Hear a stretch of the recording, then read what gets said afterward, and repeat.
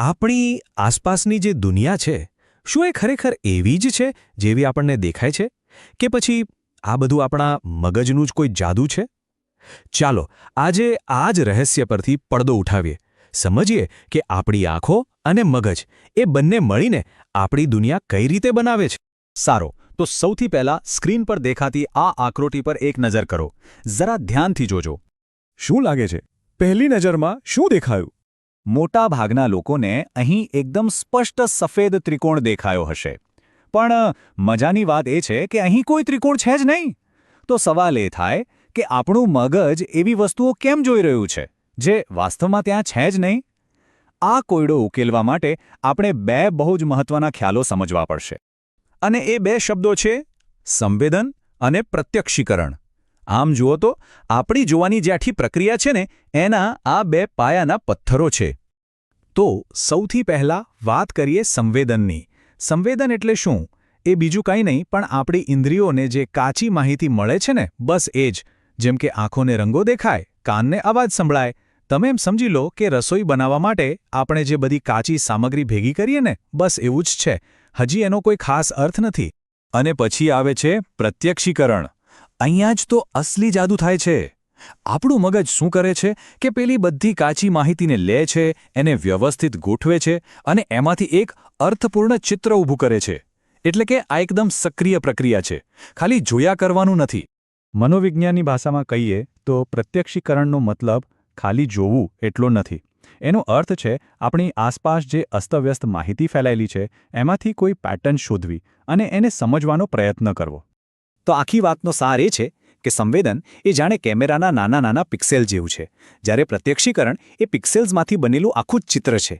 એક છે માત્ર કાચો ડેટા, તો બીજું છે એ ડેટાનું અર્થઘટન, એ પણ એકદમ અર્થપૂર્ણ. પણ અહીં એક મોટો સવાલ ઊભો થાય છે.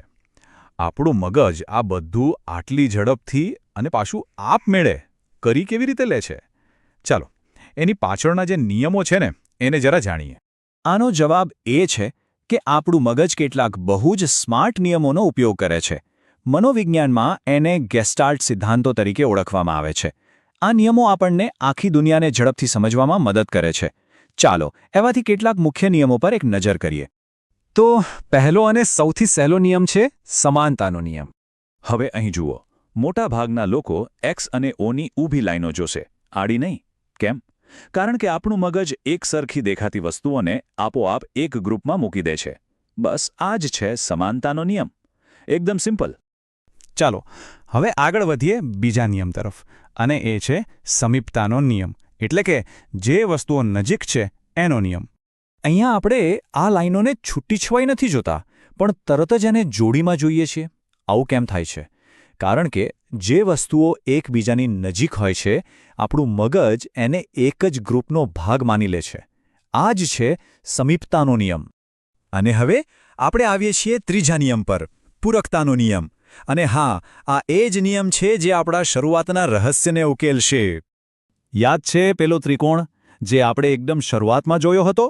તો સાંભળો, હકીકતમાં એ ત્રિકોણ ત્યાં છે જ નહીં. ત્યાં તો ફક્ત 3 અધૂરા વર્તુળો છે. પણ પૂરકતાના નિયમને કારણે આપણું મગજ એ ખાલી જગ્યાને આપમેળે ભરી દે છે અને આપણને એક સંપૂર્ણ ત્રિકોણ બતાવે છે. આ મગજનો એક સ્માર્ટ શોર્ટકટ છે જે આપણને અધૂરી માહિતીને પણ પૂરી કરીને સમજવામાં મદદ કરે છે. તો આ બધા નિયમો જાણવા આટલા જરૂરી કેમ છે? કારણ કે આ કંઈ ખાલી મનોવિજ્ઞાનના પ્રયોગો નથી. આ એ સિદ્ધાંતો છે જેની આપણા રોજિંદા જીવન પર, આપણે દુનિયાને કઈ રીતે સમજીએ છીએ તેના પર સીધી અસર પડે છે. તો આ આખી ચર્ચામાંથી આપણે શું શીખ્યા? પહેલી વાત, આપણે દુનિયાને માત્ર જોતા નથી, આપણું મગજ એને સક્રિય રીતે બનાવે છે. બીજું, મગજ આ કામ કરવા માટે કેટલાક સ્માર્ટ નિયમો વાપરે છે જેથી માહિતી ગોઠવી શકાય.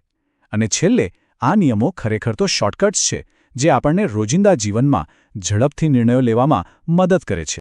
જરા વિચારો, જ્યારે આપણે કોઈ એવો શબ્દ વાંચીએ છીએ જેના અક્ષરો તૂટેલા હોય અથવા તો ભીડમાં કોઈ જાણીતો ચહેરો શોધીએ છીએ, ત્યારે આ જ નિયમો સમાનતા, સમીપતા, પૂરકતા પડદા પાછળ સતત કામ કરી રહ્યા હોય છે. એ જ આપણને આ અસ્તવ્યસ્ત દુનિયામાં એક વ્યવસ્થા અને અર્થ શોધવામાં મદદ કરે છે. પણ આ બધું આપણને એક બહુ મોટા અને ઊંડા સવાલ પર લાવીને મૂકી દે છે. જો આપણું મગજ સતત આવી રીતે ખાલી જગ્યાઓ ભરતું રહેતું હોય તો પછી આપણે જે કંઈ પણ જોઈએ છીએ એમાં તે કેટલું ખરેખર વાસ્તવિક છે અને કેટલું માત્ર આપણા મગજની ઉપજ છે? વિચારવા જેવી વાત છે નહીં?